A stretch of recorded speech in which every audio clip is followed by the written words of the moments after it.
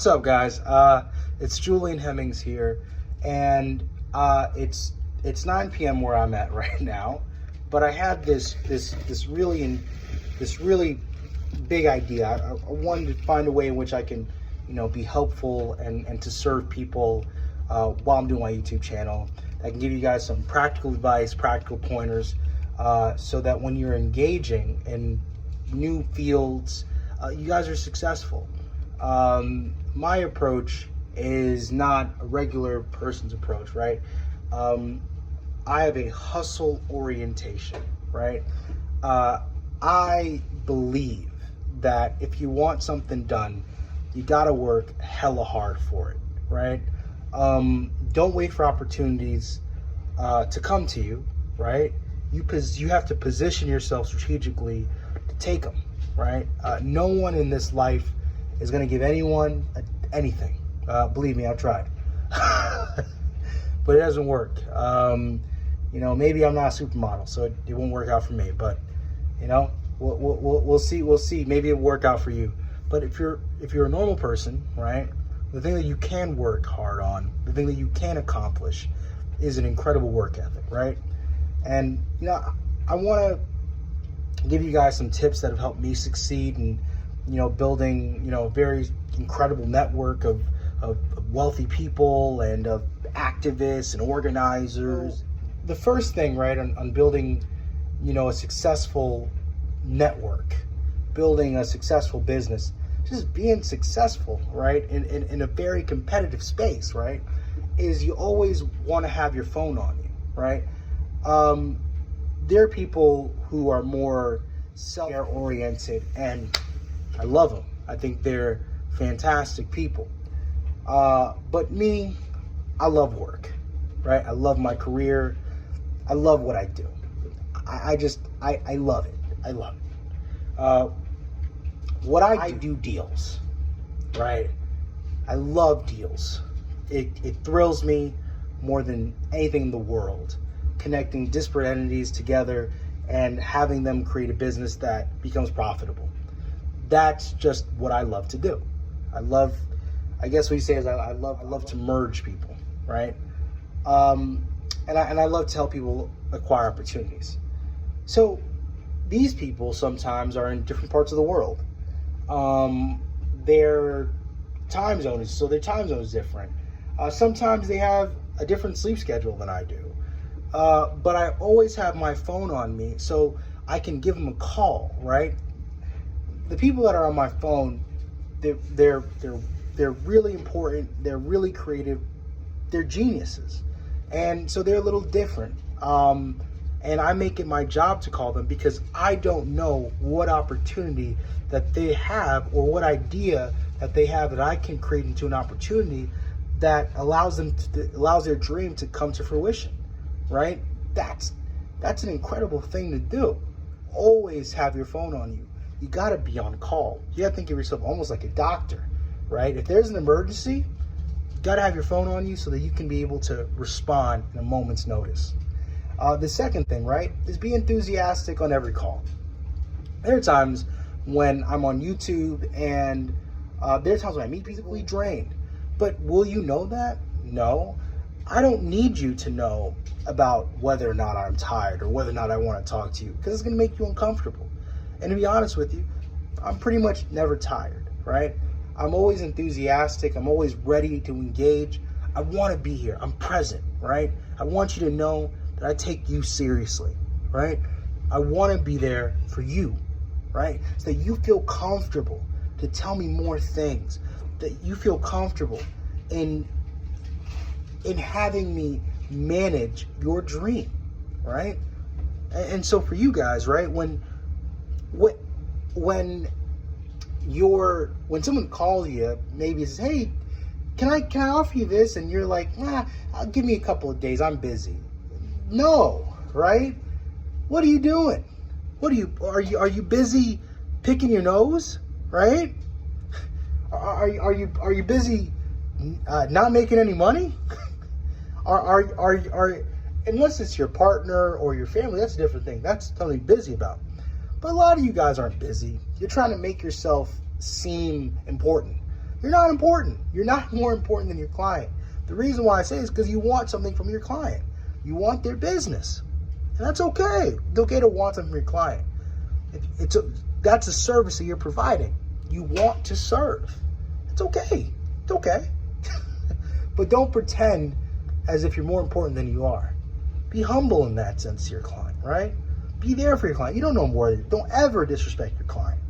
Don't ever do that, right? If you come into a point where you and your client are disagreeing and you're having a big debate, make sure you call your client if you feel like you were a little rude and apologize. Tell them that, ensure to them that you believe in them and that you'll fight for them, right? It goes to my third point, is that you never lose your empathy, right? Never lose it. Because you want to make sure that you understand, no matter how annoyed you are, no matter how many times this particular thing that you wanted fell through, right? You care. You care. You understand that your client probably didn't feel comfortable. You understand that things happen, but your client has given you the second most important thing to them if they have a child, right? They've given you their dream. And they're coming to you out of so many talented people in the world to handle their dream. And so no matter how frustrated you feel, be good to them. Because at a moment's notice, they can go to somebody else that'll treat them properly. So be grateful, guys. Be grateful. Fix it. Work at it. Try to do better. Never lose your empathy. In other words, never lose your cool. Be passionate. Be energized. Be ready to take it on. But be empathetic. Things happen. When you're doing business, it's not like a job. When you work at a job, you know when you come in, you know when you leave, you know when your checks come in, you know those things. When you're doing business, you don't know. You're in the realm of the unknown. Things happen. Sometimes there'll be a crazy accident, somebody dies, you couldn't predict it, and you're like, oh my God, and then all the money's gone. Don't lose your cool. Stuff like this happens. It's a part of business, it's part of entrepreneurship. If you didn't want it, you wouldn't get into it, right? The fourth thing, right, is hustle hard, right? Man, I love the game. I love the hustle, man. I be feeling like one of them ball-playing niggas, like Bird, Magic or something. Yeah, a nigga got dough. A nigga could leave the league. But if I leave, the fans still gonna love me, man?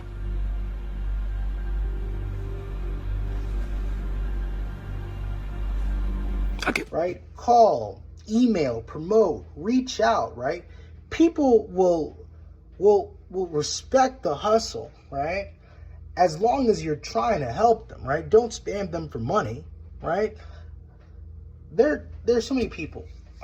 Look, guys. Some people that are making waves in this society, not necessarily the rich people, could be the activists and all that. They're busy. They get 100 calls a day. When you can't get to them, do you stop? Oh, I don't want to do no more calls. It's going to be uncomfortable. It's not a good idea. I need to stop. Okay, then you're no longer in the running. Right, guys? You want to make sure that when you do this, right, you call and you call and you call and eventually move from number 100 on the list to number 28. And then you move to number 1. You want to constantly do calls and calls and calls and email, and you want to make sure that people know you. Because, hey, if you're annoyed by me or you love me, at least you know me. And you know who I am, and you know that I'm unyielding for you. And that gives a message that I'm going to work hard. You know that I'm never going to give up. I'm going to work for you.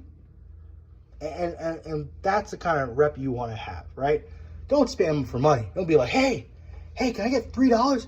I mean, if you do it, if you run a nonprofit, do what you got to do. If you're running for office, do what you got to do, right? There's no shame if you got to do it for a greater good. But don't be like, hey, Cousin Rick, I need $20 for my idea here, and you have not proven it. Then you're going to be blocked, right? Come on. don't be a jerk. And if you guys see me looking away, I'm looking at my laptop. So I wrote the list down, and I really want to be able to give it clearly. Number 5, be open-minded when meeting a client. And there's so many times in a day when people call me, and if I'm doing a deal, I'm trying to get a client, they give me a really weird idea that I can't comprehend. Does that mean that idea will never work in our imagination, right? Well, it probably won't work in mine, but that doesn't mean that there is a customer out there that won't love that idea, right? So you got to make sure that you're able to take yourself out of your shoes, right? And be able to understand that. Don't ask yourself, right, what's probable? Ask yourself, is this possible, right? Because I'm not the consumer of this particular product doesn't mean that this product can't be consumed, and it doesn't mean this product won't be successful, right? What would a 70-year-old man reading a book about an 11-year-old wizard really be like, oh man, this is great for me? No, right? What would this mean to a little? Might mean more, right? And that's how J.K. Rowling's Harry Potter got started. It was an older gentleman, an older literary agent, read her book and was like, you know what? From the perspective of a kid, I think this can be a really successful narrative. And that's what makes a successful, that's what creates a good investor, someone that has a good eye for those types of things. Someone that isn't too closed-minded to new ideas, to new approaches. But you got to be a bit strong-minded when facing haters. Once you go ahead and say, you're my person, I'm on your side, people are going to come at you and tell you that, hey, this is a bad idea. Maybe they want to take your client from you, right? Maybe they want them, right? Maybe they're jealous, right? Constructive criticism is helpful. But when dealing with emerging markets, disruption and chaos can lead to greater creativity and innovation and subsequently more wealth, because you're going to be there first when no one else saw the opportunity coming. So recognize the blessing and probably people not having the vision that your client has or you don't have, because you guys are seeing something that nobody else is seeing. And all because no one else sees it don't mean it's wrong. It could be right. It could be a genius idea. Number 6, fight until, Bill Clinton said this, the last dog. And I'll be there for you till the last dog dies. And I want you to remember. Right? Be like a politician, right? Shake every hand, kiss every baby, listen to every story, right? No one will use your service just by the fact that you're cute, right? Right? No one's like, oh, Julian's so cute, let me go use the service. Yes, a lot of people don't find me cute. A lot of people find me annoying. That's okay. You got to be willing to outwork everyone, right? You got to be willing to make sure that you're turning over every stone, that you're working your hardest, right? That's where success will come in, right? Many people will not like my advice. They'll say that I'm telling you to overwork yourself. I'm a part of hustle culture. You know, maybe I am, maybe I'm not. I don't really get into internet stuff. But you got to push, because when a deal falls through or it happens, you want to know that you gave it all you got. It's a good lesson. You learn more, you do better, you grow in skills. And the last thing, which is self-explanatory, is never take rejection personally. A lot of times clients are super busy. They have so many different things. You guys aren't meshing. That's okay. Just move on, right? Things will always change. People will always be changing around you. Friendships will change. That's life. It happens. It's nothing that you need to feel like you need to personally change yourself for. We're not, my mom always says this, we're not a gold coin to be loved by everyone, right? You know, people have different tastes and attitudes and loves, and what's not loved by one person may be loved by another, right? It's okay. Just keep moving forward, keep dreaming big, keep working hard, okay? Thanks, guys. I appreciate you guys watching this video. It means a ton. Thank you, guys. Have a good one.